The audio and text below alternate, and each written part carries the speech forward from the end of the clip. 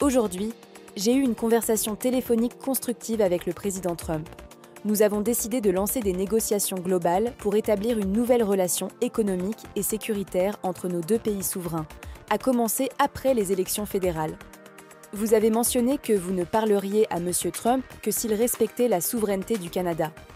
Est-ce que cela a été discuté aujourd'hui? Et si oui, quelle a été sa réponse? Le président Trump a effectivement respecté la souveraineté du Canada, tant en privé que publiquement. En ce moment, nous devons nous concentrer sur nous-mêmes, en prenant soin les uns des autres. Le Canada est un pays fort, mais nous sommes encore plus puissants lorsque nous sommes unis. Concernant les récents tarifs, nous sommes déterminés à nous battre pour protéger et renforcer notre économie. La discussion d'aujourd'hui a été très productive, selon mes termes et ceux du président Trump. Nous avons eu une conversation cordiale et substantielle entre deux dirigeants de nations souveraines, cherchant à faire des progrès.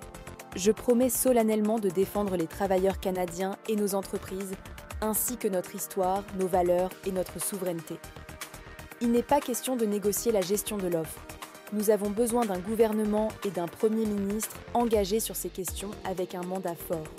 Dans les semaines, mois et années à venir, il sera essentiel de repenser notre économie pour permettre au Canada de prospérer dans un monde en pleine mutation.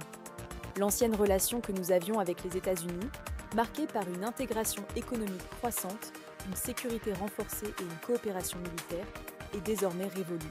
Ce que les États-Unis feront ensuite reste incertain. Mais ce qui est certain, c'est que nous, en tant que Canadiens, avons le pouvoir de contrôler notre propre avenir.